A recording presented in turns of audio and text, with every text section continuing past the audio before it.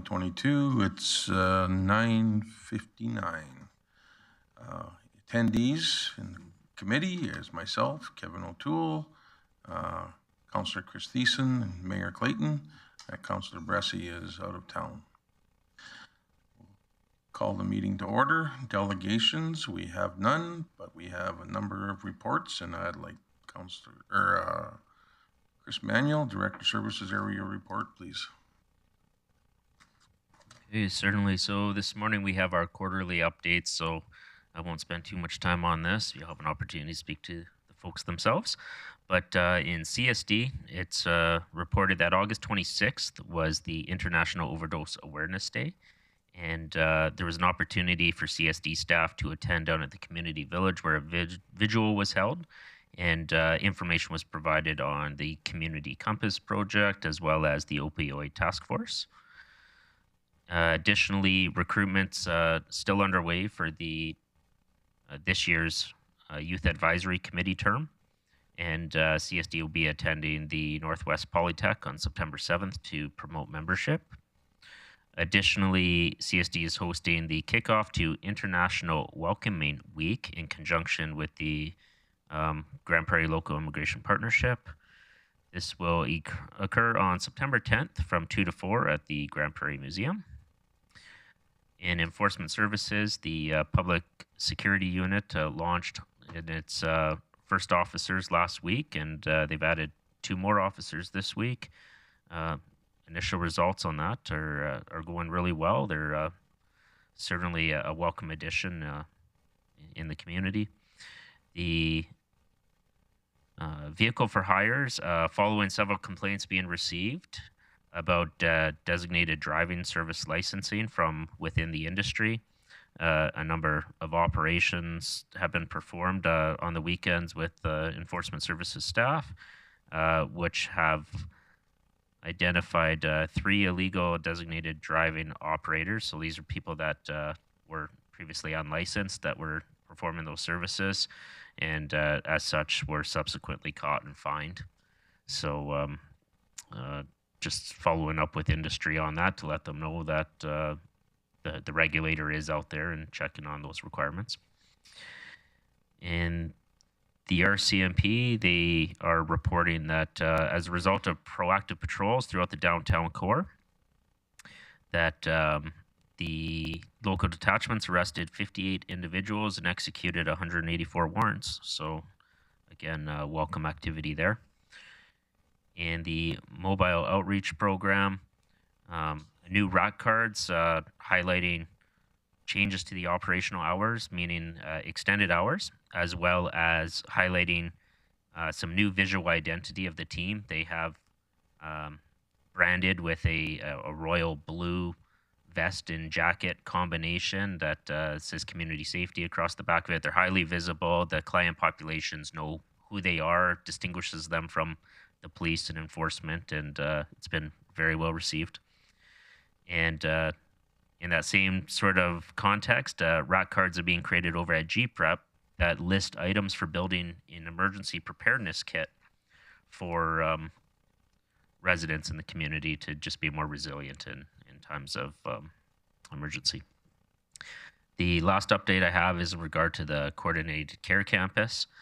Certainly, there's a number of things identified here, but I'll summarize. So new fencing has been installed along the east-west run on the north side of the building. It's nice wood 8-foot fence. Additionally, sidewalk work is underway right now. In conjunction with the road rehab, there's a brand new sidewalk being installed along, I believe it's 121st Avenue. I believe it's 121. South side of the building, anyways. The request for tender closed on August 24th, and a successful proponent has 2 weeks now to finalize the contract details with the city to see the construction of the B3 care occupancy renovations. Additionally, tree planting is scheduled for the fall with 13 trees going to be installed on the south and east sides of the building. The reinspection of the facility under the Supportive Living Accommodation Act occurred with no non-compliance issues identified, and another inspection will be required upon completion of renovations. It's presently 26 residents. Personal donation of a barbecue was received, which is being well utilized by the staff and residents. Additionally, the Community Advisory Committee with 7 members had its informal meet and greet held in July with its first committee meeting scheduled in October. A resident council has been established and is meeting on an ongoing basis. A resident patrol program was created where residents, under their own initiative, have formed to have a sign up to do property sweeps with staff, so they're proactively patrolling their own property and neighborhood. Additionally, a community garden was created whereby residents have constructed planter boxes, planted and maintained the vegetation. 2 neighborhood cleanups have occurred where residents have gone out and cleaned the surrounding neighborhood of various debris and garbage. And those are just a few of the highlights identified here. Thank you very much. Was there any questions for Mr. Manuel? Okay, we'll move on. We have 3.2, Community Social Development Q2 update, and we don't have Angela Sutherland. We have Tammy Wenzel.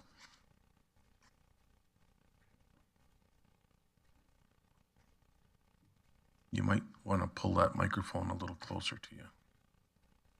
Otherwise, you'll be screaming at you. Is it on? Yeah, you do. Is the mic on? Yes. Yep. Good morning. For a quick update for the Q2 report, just here are a few highlights. The Youth Advisory Council hosted the National Youth Week with a week aimed at youth and selected 3 recipients for the Youth Engagement Awards. The EDI committee launched the 2nd training module, Racism and Discrimination, and 18 staff took the course. We currently had 12 additional staff take the unconscious bias training, and new registration is open for the fall. In partnership with surrounding communities, we participated in Seniors Week and held a free tea. This event was attended well.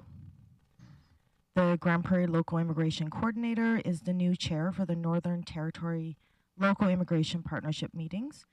This committee consists of about 25 members.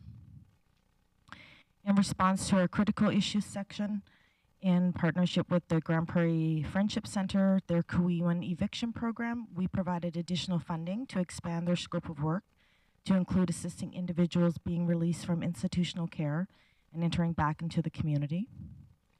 In partnership with Wapiti House, we fulfilled a gap after the Oasis MAT program ended. The St. Lawrence Center now has a day and nighttime program. On to quarterly stats. We have seen an increase in the applications for both the recreation and the transit access program, which now indicates the individuals or family are now again participating in our community facilities. We've seen a large increase in intakes with the Kuiwan Eviction Prevention Program. This data indicates that individuals and families are struggling in our community to pay monthly expenses. The program is seeing a large increase in requests for rent arrears, utility payments, and security deposits. Thank you. This concludes my report, and I'm open to any questions. All right, thank you very much. You did that like you've done it before. Councillor Thiessen. Oh, Tammy, she's a pro. She's a pro. Thank you very much, Ms. Wenzel. So just wanted to talk a bit about the eviction prevention program and the larger numbers in there. Tying it into inflation rates, the people who are experiencing near evictions or that have to tap into this program, have they reported that the reason why perhaps is due to the high rising rates of electricity, power, housing, and food? Thank you for the question. And yes, in conversation with the coordinator at the Kuiwan program, it indicates that they are struggling due to the high increase of electricity, food, inflation, for sure. Whole cost of living. Yes. So I guess that might be an indicator. I know that there's lots of people who are on Alberta Works and AISH supports, stuff like that, but those don't rise with the inflation rate. Are we hearing anything from people who are still stably housed that they're finding it harder to maintain that housing? We recently did some data analysis through our department, and yes, we are seeing it across our community, not just with our low-income individuals. It is really touching our middle-income families as well. Okay, yeah, thank you very much for that. It's kind of sobering, but I just wanted to make sure that we're connecting the dots, and so where we have places to advocate for. So thank you very much, Ms. Wenzel. Thank you. Got Councillor Bosch. Thank you, Chair O'Toole. My question is, with this increase that Chair Thiessen or Councillor Thiessen was talking about, how much do you work with the Salvation Army in seeing where, you know, these organizations can work with each other and assist where need be? We thank you for the question. We had a meeting with Peter last month, and they are seeing a huge increase as well. He reported that in 2021, he supported over 1,385 new families Right. in our community. So we are working very closely with our organizations to look at what they're seeing, what indicators they're seeing, so that we can, you know, collaborate and do more for the community. So with the community food drive through Rotary, does the city take part in you know, maybe marketing or showcasing that need is extremely necessary at this point, is what we're seeing, and that we can, you know, do our part to assist more people giving for the food drive? Prior to COVID, we actually work very closely with our Rotary clubs in the food drive, and the city was a partner in putting out the rack cards and looking at the needs and what was needed within the community. We do have a food security committee, and we do work on in partnership with Rotary through that committee as well. Perfect. I know things were a little wonky with COVID years, but I'm happy to hear that's coming back. Thanks. All right. Is there any other questions? Councillor Thiessen, go ahead. Thank you very much, Chair O'Toole. Ms. Wenzel, I did notice in your table charts that we had a modest decrease in the sites visited for our supervised consumption service. Roughly about, I'd say, 1,100 people, equaling that 11% decrease. Is that just because of the warmer weather, or was the mobile outreach unit or the supervised consumption site, was it out of service for a while? And or are people just getting better? I want to hear that last one. I want to say, yeah, people are getting better. I'm not sure that's the case. That's a really good question. The data was reported directly from Northreach Services, and I think with the warmer weather, we're seeing organizations, and we know that Wapiti is doing their part as well with what they can do. So I think it's a combination of, you know, warmer weather, people not right in the area, and being supported at different locations. Okay. Yeah. Thank you very much for that. All right. If there's no other questions, thank you very much for your report and the answers that you gave. Thank you. All right. So with that, the next individual up is Enforcement Services, second quarter update, Michael Lefebvre. Go ahead when you're ready, sir. Good morning. For Enforcement Services, during the last quarter, we responded to over 100 complaints for unsightly properties. So there's been lots of issues with the foxtails and other weeds blowing into adjacent properties. Traffic safety continues to be a priority. And we have officers dedicated, assigned to the watches specifically to traffic enforcement. They conduct thorough patrols throughout the city. Areas of concern continue to be the bypass, 108th Street, 60th Avenue, 116th Street, just to name a few. These sites are seeing some motors traveling in excess of 100, and I believe in the last quarter, our highest was 150 kilometers an hour, or 150, yes. We have also relaunched the Safe City Roads program, focused on traffic safety, which is great news. With the warmer weather in the second quarter, enforcement responded to an increased calls for illegal camps, trespassing, and social issues. We've conducted proactive patrols with the RCMP and the Mobile Outreach Program, specifically in Muskogee Park area, and assisted in dealing with some of our street engaged individuals. Community engagement is a core pillar of service enforcement. The second quarter was no exception. We've assisted the RCMP in locating 2 separate missing persons as well as a child, and also participated in various community engagement. Just to name a few, was the drive-by birthday parade for an immunocompromised 4-year-old, which was a great success. And also to mention our positive ticket program, which ends tomorrow, and a prize will be drawn for our winner. Our quarterly statistics were similar to what they were this time last year. There's a slight decrease in the automated traffic enforcement and calls for service, but saw an increase in provincial offense and the road data permits issued, which is a sign of more commercial and industrial traffic in the area. That concludes my report. Thank you very much. Councillor Thiessen? Thank you very much, Kevin O'Toole. I was glad you mentioned those last couple things because those are actually my questions in regards to the stats. So it appears that calls for dispatches are down, which could be a good thing, but also the provincial offenses are up. So first question is provincial offenses. When we're talking about that through bylaw, I noticed they're up by about 600 offenses. What are we looking at for those provincial offenses? I looked at those earlier today, and actually what most of them are a combination of the conventional enforcement, so our traffic enforcement, which I would account that, I think, to our traffic members being out there and now, like I said, assigned to the watches as their duties of all day long just doing traffic enforcement. But also some of the provincial offenses were trespass that we've seen. So those are the 2 major ones. Awesome, good to hear. And then dispatch is down, good thing or a bad thing? Well, you know what? I've only been here a few months. I'll say it's a good thing. As we go on further, I think we'll the downtown's getting busier now. I think the city is, like I said, with the road data permits, more traffic. So I think it's a good thing. We'll wait and see what happens in the next quarter. I'll keep my fingers crossed, but I like people to be busy too at the same time. But we'll call it good news. Thank you very much. Thank you.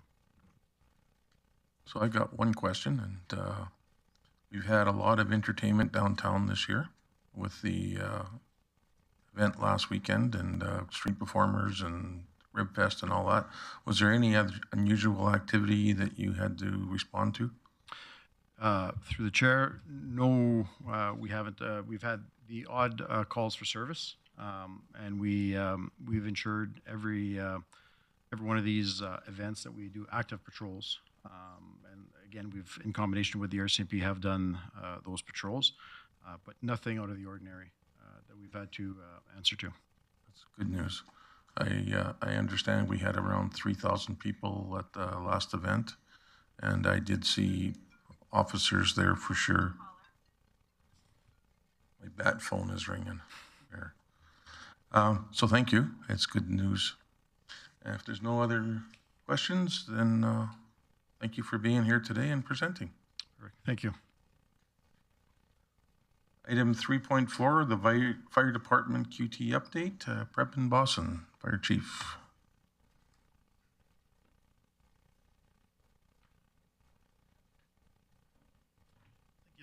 The chair.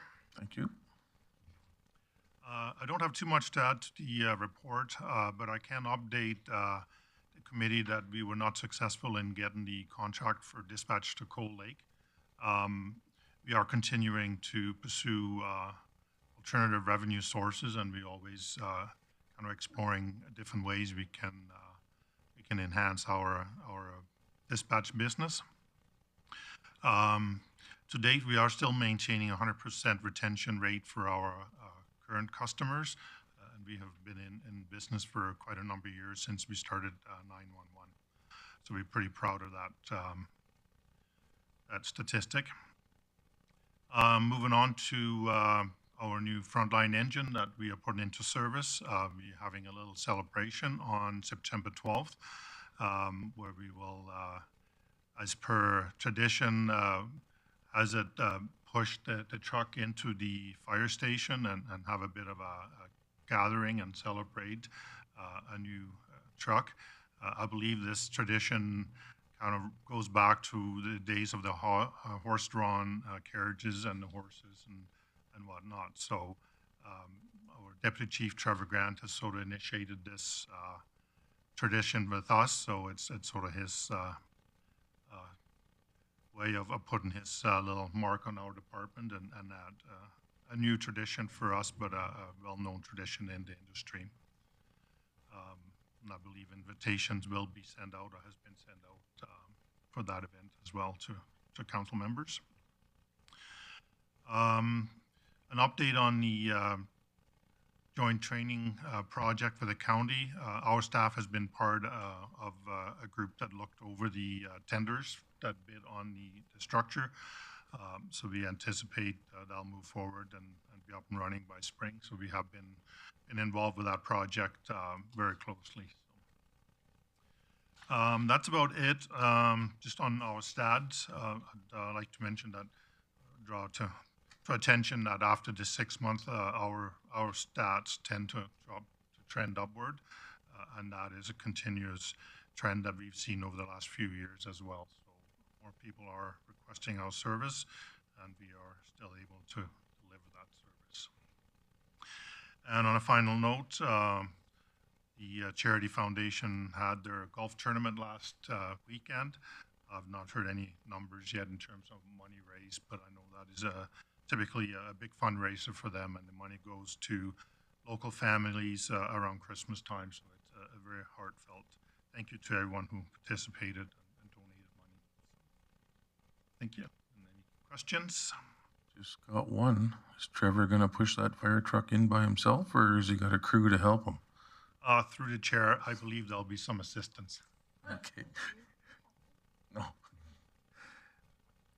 Councillor Bosch and Thank you, Chair O'Toole. You have fire investigations here in your stats from 1 to 6. Does that include like the dumpster fires? Would you include that in that, or is that like a misdemeanor thing that you don't investigate? I'm not sure. Thank you for the question, and through the chair. All fires are investigated, but these investigations here are the ones that are a bit more complicated, and it would be completed by fire prevention officers. All the other investigations will be completed by the responding crew. And really what we're looking there for is the cause of fire. And a lot of times it's pretty obvious what the cause is. Other times it's not. Sometimes it is a more complex investigation, and we call in the Fire Prevention Bureau. So is 6 high for us? I wouldn't say it's high. Obviously, we just started adding these stats, so I would have to go back and really look at historical data to give a better perception of whether it's high or not. And I can certainly do that for our next quarterly update. Thank you. Mayor Clayton, you had a question? Well, 2 questions if I can. Can you tell me, I think that's a great initiative, the collaboration with the county in regards to the training center. Can you just tell me a bit more about it? I'm just curious. How many people will go? How often will you facilitate it? That type of thing. Yeah, so again, thank you for that great question, and through the chair. So this facility is a joint facility, obviously, between City, County, and MDA Greenview. It is a facility where we can do live fire training. So the challenge for us in the city, we have nowhere we can actually light a fire and go and practice and expose our newer staff to the properties of a fire. So it's a great opportunity for us. This facility will not burn wood or straw or some of those things we used in the past. It'll use propane for fire, so it'll be a much cleaner facility to use as well.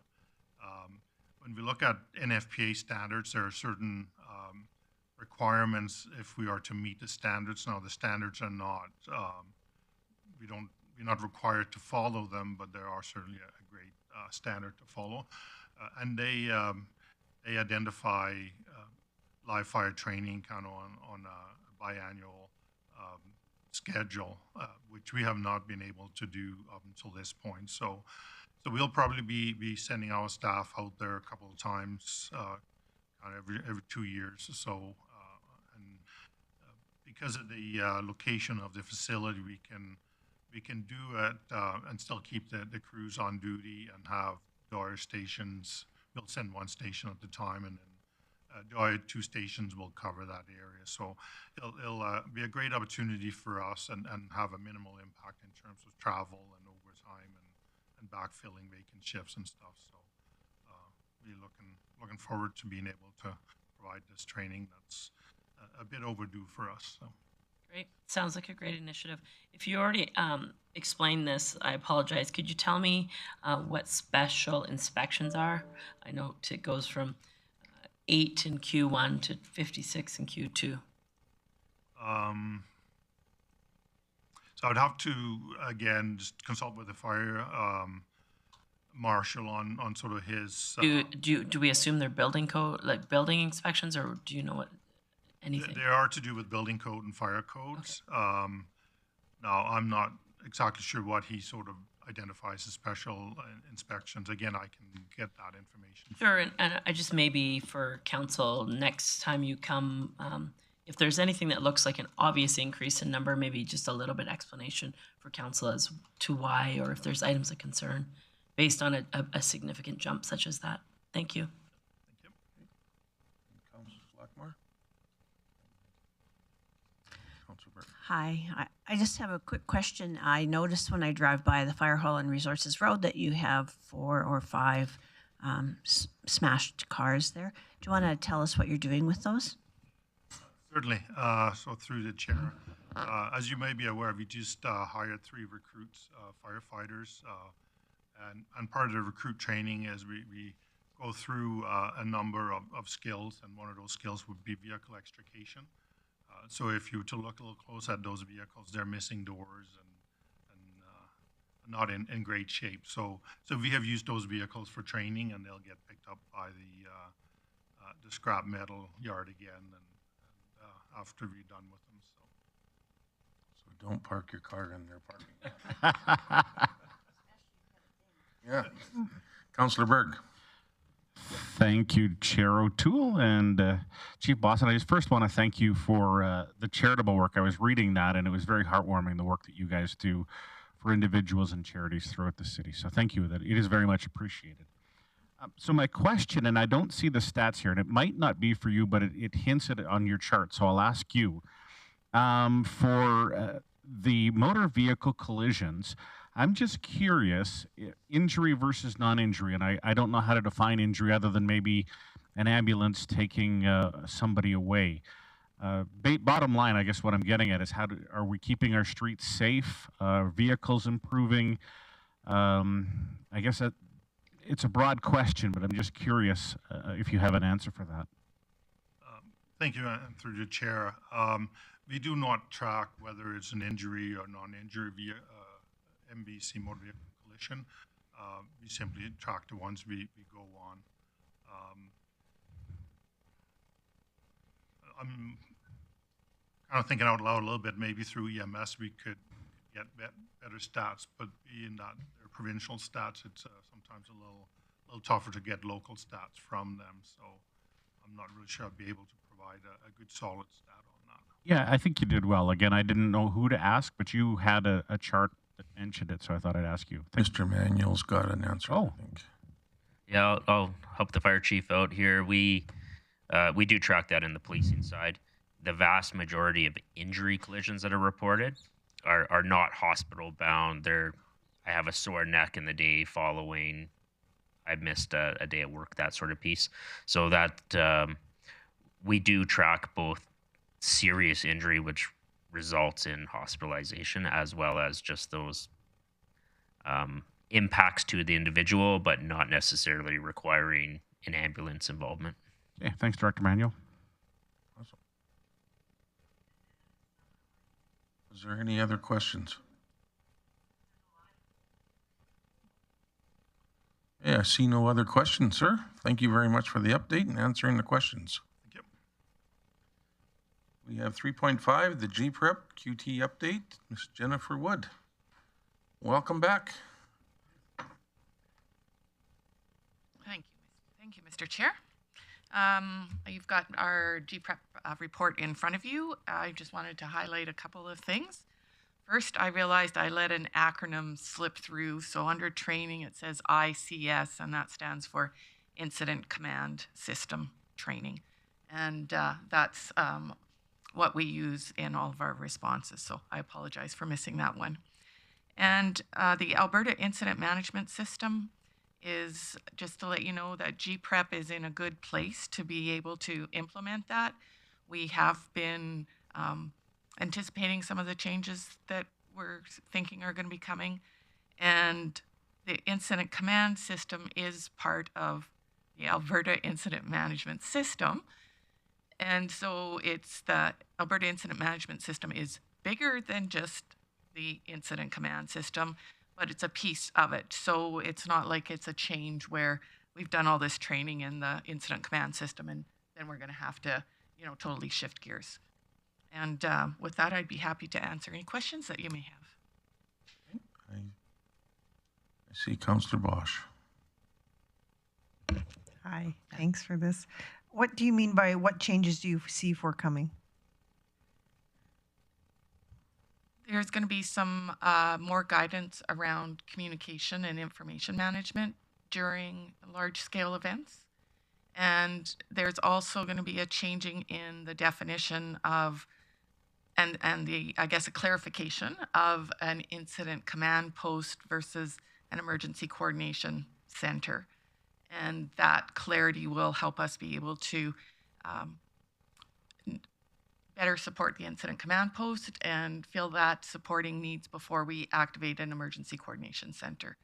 So the duties aren't changing significantly. It's just that we're going to be able to provide them a little bit differently and more able to meet the needs specifically of the site. Okay, perfect. Thank you. I don't see any other questions, so thank you for the report and thank you for answering those questions as well. So we'll move on to 3.6, Mobile Outreach Program. I got Chelsea Frizzell, but I don't see her here. Unfortunately, Mr. Chair, you are going to have to settle for me. Okay. Made the mistake of giving her time off.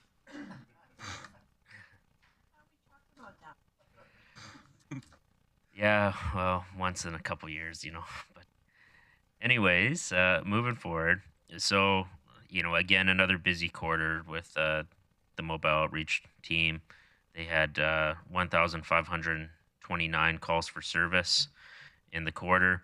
A couple things evolving in the program are, one, needle mitigation. So the team entered a deal with the province of Alberta to receive funding to hire a needle mitigation worker. So we've always collected and will continue to collect needle debris as we come across it, but we have specific funding to have a dedicated needle debris person that will do proactive sweeps and really work on reducing that sort of waste. Additionally, we brought on board as part of budget 2022 3 caseworkers. So what we have is our outreach workers do the immediate response to a person's needs, but as you saw, they're very busy. So the ability to spend a great deal of time with some people with some pretty complex issues is limited. They are able to do a handoff now to these caseworkers that then do it a more deep dive into the complexities that a person may have and try to get them more long sustaining assistance with other workers. So one thing of note, you'll see in the program stats that you probably read there, is just how transient the environment really is. So of 333 unique individuals that MOP was dealing with in that quarter, 124 of them, so just under, I don't know, somewhere around 40%, were new faces to them, people they've never seen before. So it just goes to show how much turnover occurs in that space. One thing that was noted, and I think this is a win for the program, is we had 13 unique individuals that identified as new to Grande Prairie in that quarter. And of the 13, 11 of them were reunited back to natural supports in their home communities or other communities that are able to accommodate them. So in years past, those would have been bodies that likely would have just stayed in Grande Prairie. So that's one of the reasons why I think you've seen street engaged populations in communities like Edmonton increase, twofold in the last couple of years, and in Grande Prairie, we've held the line. So some good work going on there, and I'm open to questions. Looks like you got something going here. So we got Councillor Thiessen, Councillor Bosch, Councillor Berg. Thank you very much. Sounds like community services with Councillor O'Toole on board. Thank you for the report in replace of Ms. Frizzle there, Director Manuel. Just a question in regards to the casework. So we had 90 referrals and 69 clients were dismissed. So 46 of those are no contact within 30 days, 12 transferred to Housing First, 3 relocated, and 7 successfully completed goals. So I guess my question is what are the goals that we set out for people who aren't going to go into active Housing First programming? So I think one of the notes that Chelsea has in the reports here is that they're shifting to having enhanced outcomes reporting. So really specifically looking at what participant outcomes would be. Now, I need to see what that looks like moving forward. So I guess I'm probably the wrong person to answer that specific question right now, but these caseworkers are really meant to be transitional, right? So I actually don't see it as if they didn't have continued contact with a person after that initial engagement, I'm not assuming that there's no support for that person. It could very well be that the need wasn't there to continue providing the support, because realistically, the outreach workers that had the engagement with that person in the first place to bring them to the casework would have continued involvement, which would probably see continued referrals. So I think we'll have to dive into it a little bit more, but it may actually be more in line with that large transient piece that, hey, we're flipping over hundreds of people every quarter. It just may be they've moved on, but we need to substantiate it better. Okay, no, thank you for that. And then just one more question in regards to needle disposal. 500 needles, that's great, and we got a dedicated staff member to that. It sort of ties in with my question with CSD when we're talking about homelessness, and that we saw a decrease in our shelter population over the warmer months. Of these needles, I know you're not in the position on the ground to do this, but can you speak to it on whether or not some of these needles were found in different areas that we don't typically find in due to the transient nature of the population not using shelters? No, certainly. So the 500 needles here, that's actually with our existing resources. That's not even utilizing the dedicated resource. I suspect you'll see that number swell significantly higher with the dedicated resource. We actually have an app that was developed in conjunction with the city's GIS department, where we map every single needle that's collected to look for hot spots and change in patterns. I wouldn't say we're surprised by where we're seeing them collected right now. There is areas that we make, I can just speak back to work with enforcement, for instance. There was a period of time a couple years back where through that mapping, we saw that they were migrating towards a place that children more frequent, and we put a lot of pressure through enforcement and through the various agencies to ensure that the client populations knew that there was no-go areas, and that was very effective. So I would say most of the places that we're finding them right now are places that you would expect to find them. Okay, no, that's what I need to know, and I look forward to our Q3 stats and probably have more questions then. Thanks. Excellent. Councillor Bosch. Thank you, Chair O'Toole. I do appreciate this program. I've said it over and over again.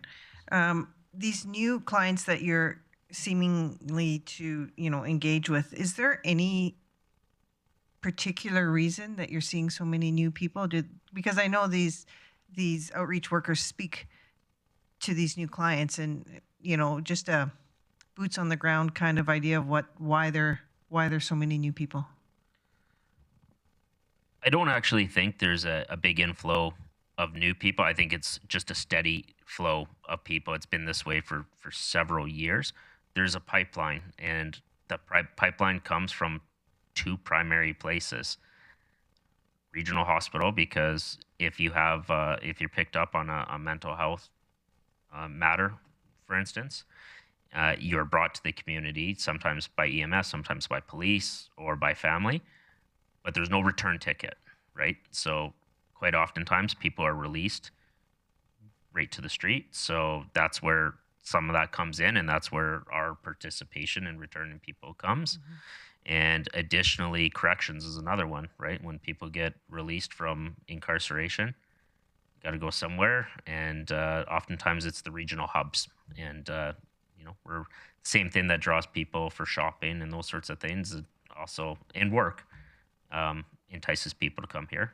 One of the questions we have immediately upon meeting new faces is, okay, you say you're here for work, but what work prospects do you have, right? And I think a couple decades ago, or a decade even back, there was a strong need for laborers in Grande Prairie, and you could fairly easily get that sort of work. Now a lot of the jobs have more technical. If you're going to go work in the oil field, for instance, the demand is in the technical trades. And some people find that they're left on the outside of that. And again, we try to work with them. I think it's good that you're gathering all this information, because, things do change and nothing stays the same. But, and then I'd like to say I still am not happy with MOP. I'd like, in the end, even a T. We don't call it MOP anymore. Okay. It's specifically the Mobile Outreach Department, but we will make sure that the branding is adjusted. I would appreciate that. I think it's derogatory for people to feel that they're being mopped up. So I'm glad to hear that's changed. Councillor Berg, you're in queue. Yeah, thanks, Chair O'Toole. Actually, I think Mr. Manuel answered my primary questions. We just wanted to know if he's seeing any new hot spots around the city, and replied that there were no surprises. So I think he's already answered my question. Thanks.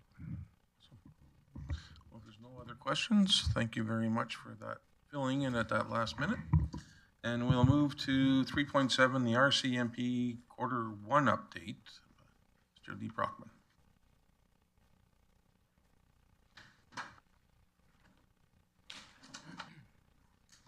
Welcome to the table, sir. Good morning. Thank you for having me here. I'll just give an update as to the Grande Prairie RCMP municipal activities and numbers for the last quarter, April through June. I'll start off with some of our community consultation / proactive community engagement. We've been involved with meeting a number of stakeholders, including the Grande Prairie Downtown Association, obviously coming to this committee here, Protective and Social Services, in addition to others. We've been meeting with the Municipal Police Advisory Committee as well, with another meeting scheduled here coming up. And in addition to that, our community engagement unit has been busy in the community, proactively working with and engaging with a number of client and partner organizations. That includes the Grande Prairie Friendship Center, the Islamic Association of Grande Prairie,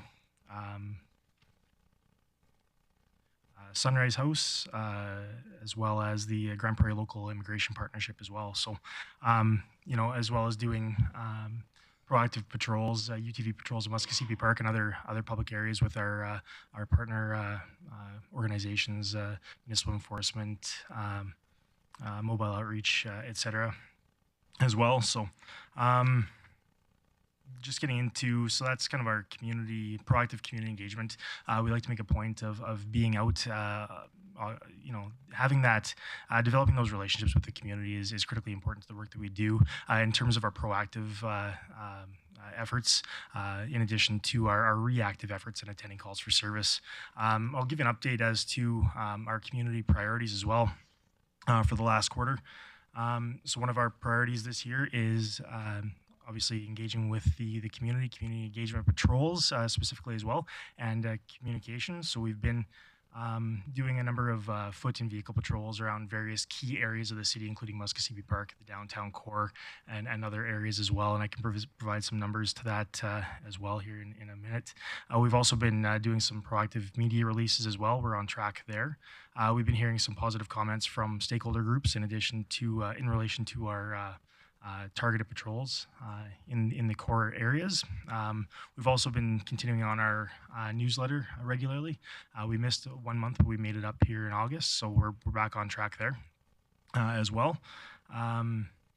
And just with respect to some of our proactive patrols, I can advise that over the April through June period, I'll just list off some of them. We did 11 UTV patrols in various areas, including Muskosipi Park. Foot patrols in Muskosipi Park numbered 10. We had 61 downtown patrols. That's both foot and vehicle proactive patrols. We proactively patrolled both on foot and vehicle at Wapiti House 126 times, as well as 16 at the St. Lawrence Center and 15 proactive patrols at the coordinated care campus as well. So we're making a point of getting out and interacting with client groups in a proactive way, both on foot and vehicle, and we've been hearing some positive comments there. In terms of our other priorities, including engagement with diverse groups, including ethnic and religious groups. Our community engagement and diversity unit has been active in that regard. As I mentioned, we've been partnering with the local immigration partnership, Friendship Center, and other groups as well. So that's a positive kind of proactive effort that we've been undertaking. Another priority is our crime reduction priority, including the management of prolific offenders and road safety as well. So our proactive curfew checks, holding kind of our chronic offenders accountable through proactive checks, make sure that they're complying with their court-imposed conditions, has been continuing as well. We, as I believe has been mentioned before, we've been experiencing some staffing challenges with respect to our traffic unit. However, we have been we have directed through the operations officer our general duty complement at the detachment to continue proactive traffic patrols as well. And year-to-date traffic charges have totaled, as of the end of June, 1,399. And year-to-date, with respect to impaired driving, we have laid as of the end of June, 8 criminal code impaired charges, as well as 60 provincial roadside suspensions under the newer framework that was introduced in the province here a couple of years ago as well.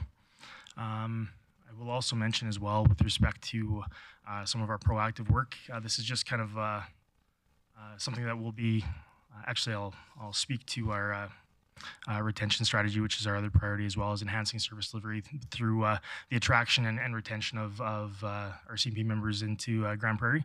That's something that we've been working with our Municipal Police Advisory Committee, as well as our CMP staffing, to develop a staff retention strategy as well. So that work has been underway and is continuing as well. And we're looking at ways to continue to enhance and promote member attraction and retention as well. So we've also received some approval to start hosting local training courses, which will enhance our our investigative abilities. Excuse me, for our members as well, thereby enhancing quality of service and investigations as well. So we're really excited for to be onboarding some additional training, especially after the last couple of years of the of pandemic restrictions. So we're happy to see that being reintroduced here as well.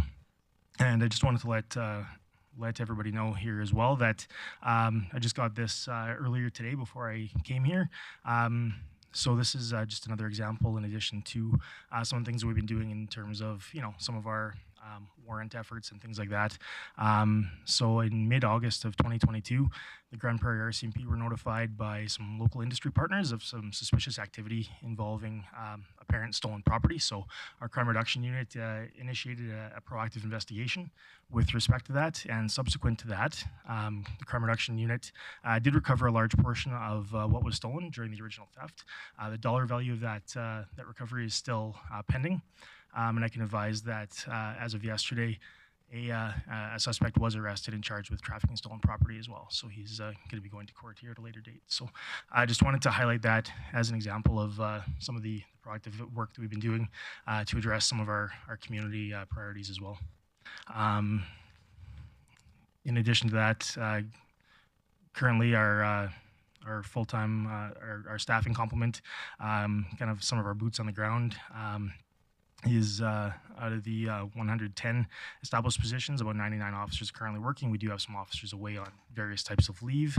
And for our municipal FTE count right now, as of a few weeks ago here in August, we're sitting at 93.52 FTE burden. So I'm open to any questions from council.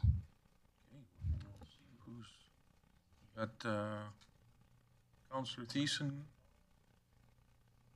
and Connor, Bosch, and Berg. I think that's the order in which Councillor or Chair O'Toole likes his council members. Yeah, Chris first, O'Connor second. Sorry, Bosch. Save the best for last, right? See, there we go. Well, then Grant's the best.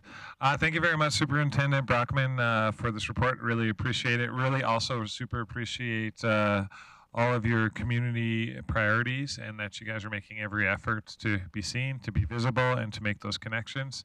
That goes a long way when we're trying to keep the peace and keep people safe in our community. Just got a couple questions about the stats. So I always appreciate the crime statistic tables that are provided.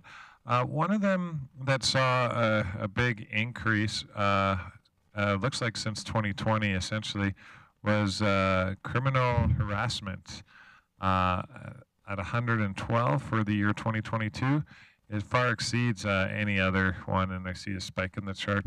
What is that based around? Is that still like the after effects of COVID and other stuff? But what would constitute a criminal harassment? So basically what criminal harassment would be is any action that would be taken in terms of repeatedly contacting an individual, repeatedly sometimes following an individual, what we'd sometimes refer to as stalking type behavior, whether that's through historically we've seen in person, or whether that's repeatedly contacting somebody on the phone. I believe as well in this criminal harassment, telephone harassment might also be included in those numbers as well. I can clarify that as well, but that would also be repeated communications through online, phone, text, all that kind of stuff after being told to stop. So in terms of some of the reasons for the increase there, I don't have a specific answer as to what the driver is overall.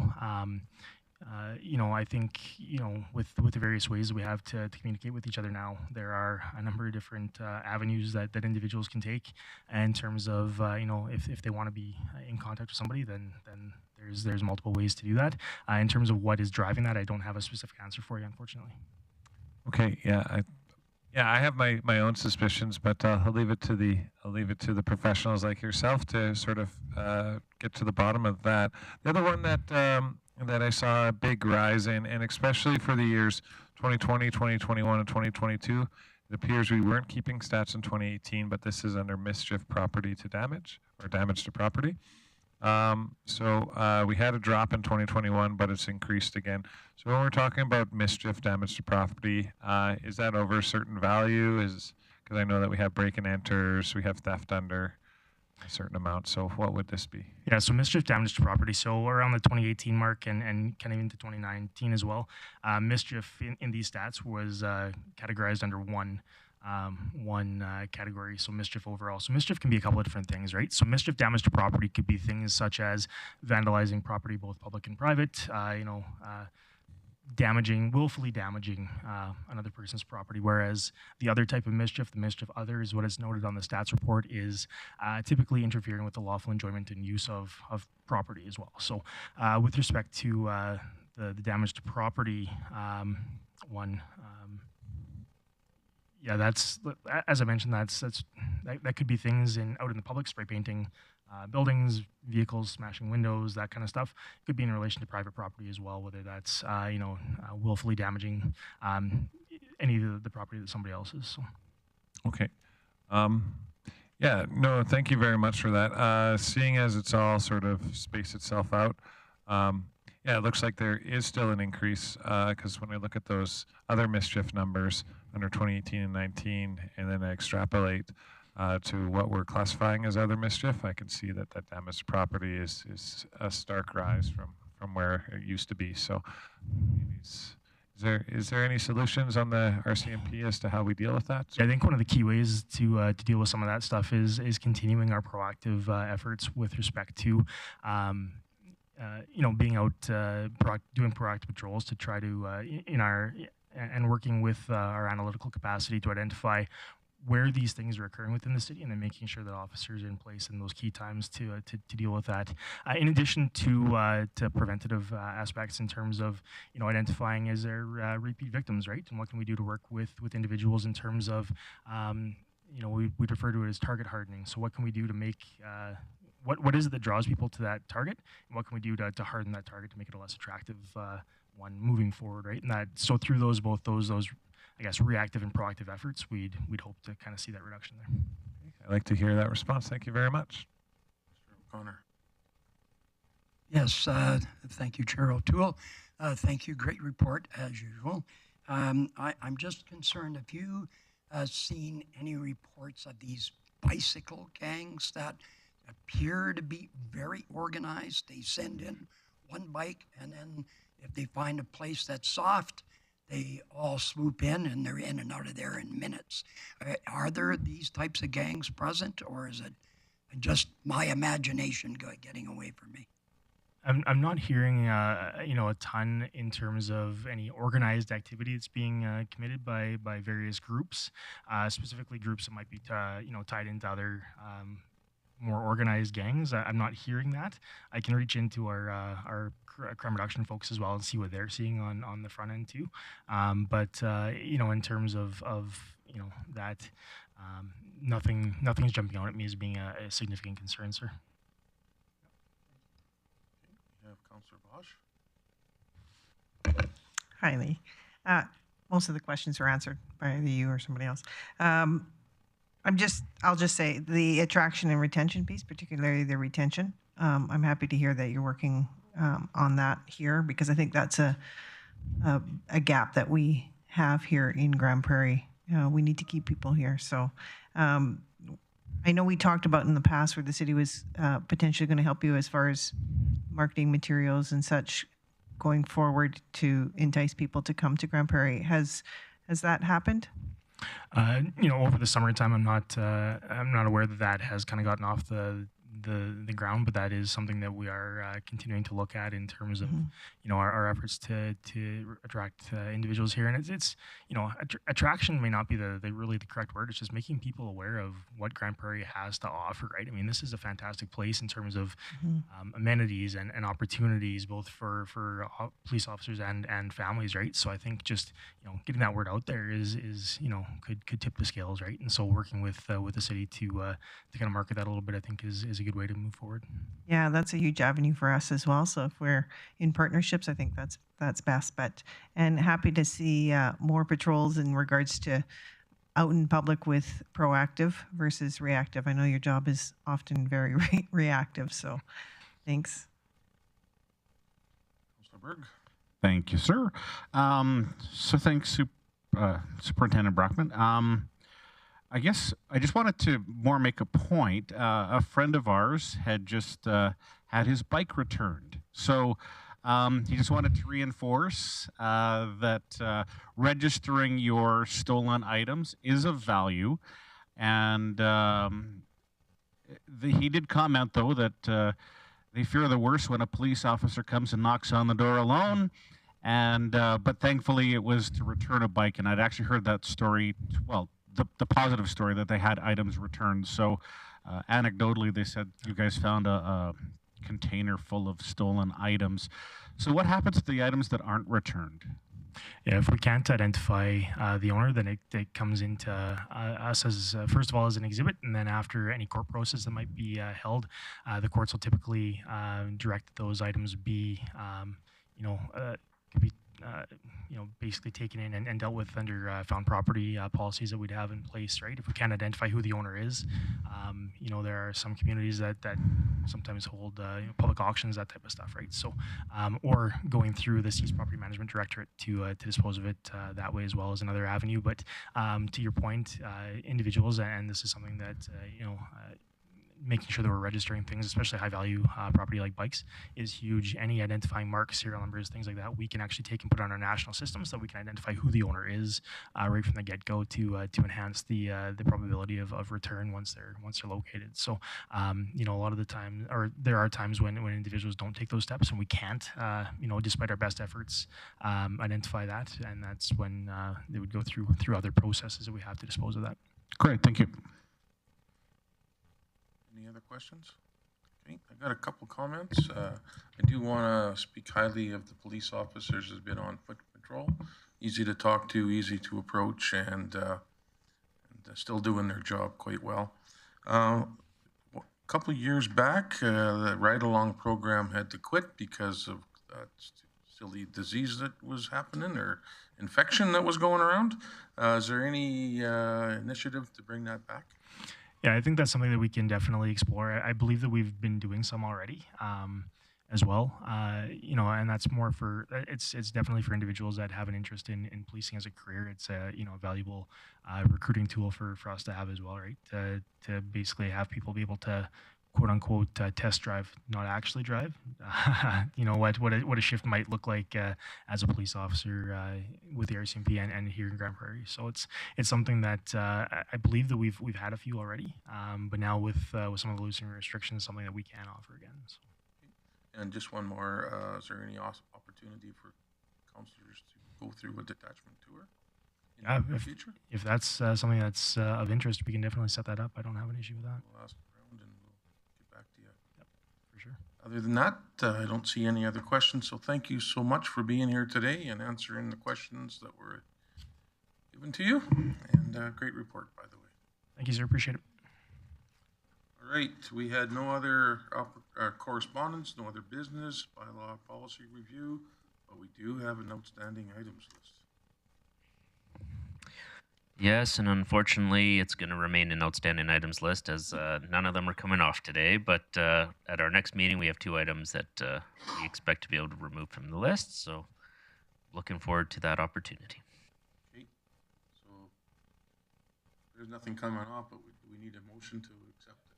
So we'll do that. So Councillor Thiessen, please do that. Thank you very much, Chairman O'Toole. I'll move that we receive the outstanding items list as presented. Call for the vote.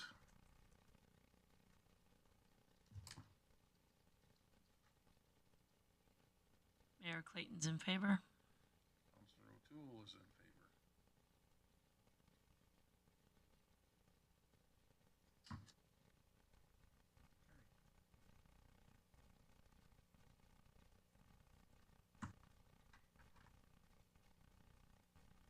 Carried. Unanimously.